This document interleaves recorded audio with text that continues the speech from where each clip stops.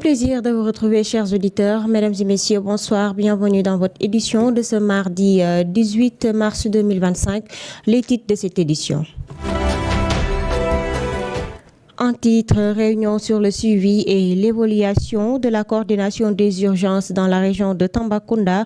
Un SAMU Tamba-Kolda sera bientôt mis en place, a fait savoir la directrice générale des établissements de santé, Dr Fatou Mbaye Silla. L'association des journalistes en santé, population et développement était à Makakolibantan pour documenter les bonnes pratiques du paludisme dans le district. Les détails dans ce journal. Voici pour les titres, le développement, c'est tout de suite. «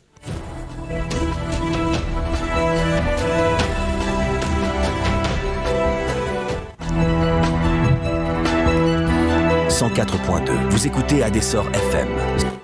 Merci de votre fidélité. La directrice générale des établissements de santé au ministère de la Santé et de l'Action sociale a présidé à Tambacounda une réunion portant sur le suivi et l'évaluation de la coordination des urgences dans la région de Tambacounda. Dr Fatou Mbaye Silla est la directrice générale des établissements de santé. Tout à fait, nous sommes ensemble avec les acteurs de la santé de la région qui interviennent dans la prise en charge des urgences pour mettre en place le cadre de coordination régionale de la prise en charge des urgences. Et vous rappelez juste que tout le monde le sait, les urgences constituent un problème ici au Sénégal et peut-être qu'il y a une légère amélioration, mais il y a quelques années, on ne restait pas 2 jours sans qu'on nous parle d'un malade qui a quitté une structure vers une autre sans pourtant trouver une place. Ce qui a motivé l'organisation de concertation en 2019 et qui ont abouti à l'élaboration d'un plan stratégique sur 5 ans. Ce plan tournait autour de 4 grandes questions sur lesquelles il fallait vraiment insister sur la mise aux normes, c'est-à-dire qu'il y ait des infrastructures de qualité, services d'accueil des urgences de qualité avec tous les services qui tournent autour, avec les équipements aux normes, la mise à disposition des médicaments, qu'il n'y ait jamais de rupture pour éviter les prescriptions intempestives, qu'il y ait des ressources humaines formées, des médecins urgentistes, des infirmiers, des sages-femmes, suffisamment pour prendre en charge correctement. Et le 4e élément, c'est la gouvernance. Vraiment faire en sorte qu'il y ait une bonne coordination entre les différentes structures qui prennent en charge, que ce soit les hôpitaux, les centres de santé, etc. On ne dise plus jamais que le malade fait une structure vers une autre sans pourtant trouver une place. On ne transporte plus jamais un malade hors d'un véhicule qu'une ambulance. Assurer cette bonne coordination avec le SAMU, avoir des procédures, des normes harmonisées, standardisées pour la prise en charge. Mais tout cela, il faut le décliner au niveau régional. Et il a souligné la nécessité de renforcer les ressources humaines dans les structures. Dr Fatou Mbaye Silla a également annoncé la mise en place d'un SAMU Tamba-Kolda qui sera mis en place bientôt d'ici la fin de l'année 2025. Une manière de réduire les délais d'attente et améliorer la qualité de la prise en charge. Écoutons-la toujours. Maintenant, il y a des gaps qu'il va falloir prendre parce que cela nécessite quand même beaucoup d'efforts. Le ministère doit encore renforcer pour qu'au moins dans les blocs qui sont équipés, il y ait des unités pour la néonatologie pour permettre un peu de décompresser Tamba, faire en sorte qu'on puisse augmenter les ressources humaines au niveau de ces structures-là pour permettre la prise en charge des césariennes d'urgence. Maintenant, la perspective la plus heureuse, on a vu hier que malgré ces efforts, quand même, l'une des contraintes, c'est les distances qu'il y a à Tamba. Les distances de 120, 200 et quelques kilomètres. Les ambulances sont souvent fatiguées dans le transport des patients. Dans la perspective, il est prévu, sur l'instruction du ministre de la Santé, de mettre en place un SAMU ici à Tamba, SAMU Tamba-Kolda. C'est un pôle qu'il va falloir mettre d'ici la fin de l'année 2025. On est dans ces perspectives-là. Ce qu'il faudra qu'en plus de ce qui a été fait,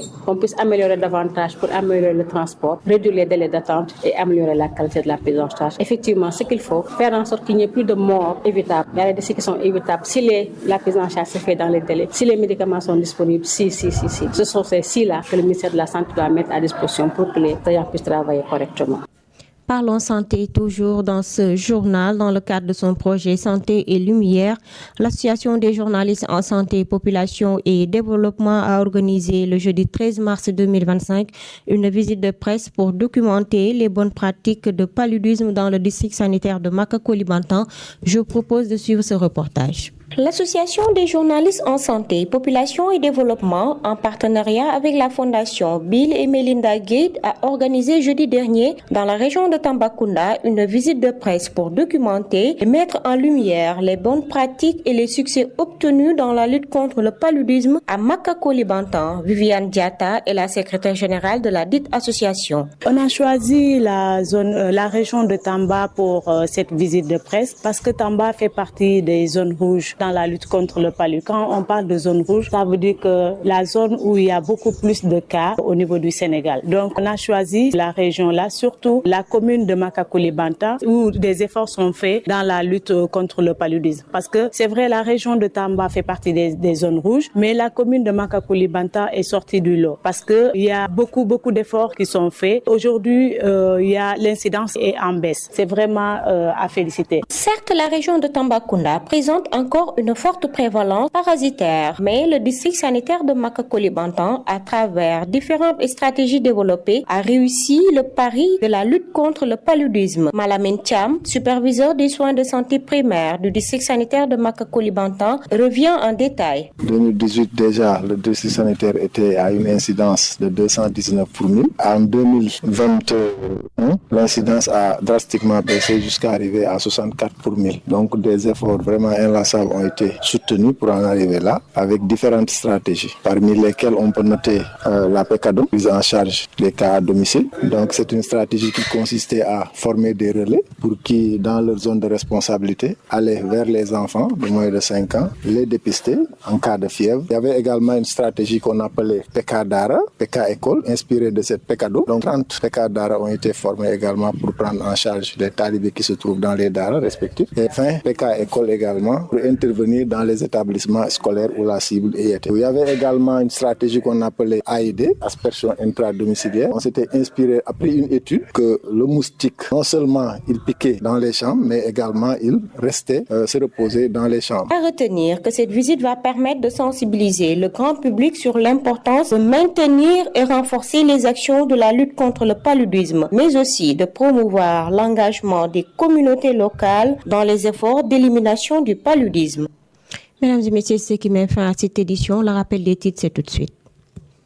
Réunion sur le suivi et l'évaluation de la coordination des urgences dans la région de Tambacounda. Un SAMU Tambacolda sera bientôt mis en place, a fait savoir la directrice générale des établissements de santé, Dr Fatoumbaye Silla. L'association des journalistes en santé, population et développement était à Makacoulibantang pour documenter les bonnes pratiques de paludisme dans le district.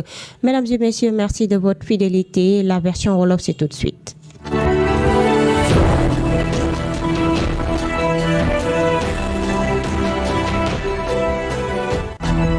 104.2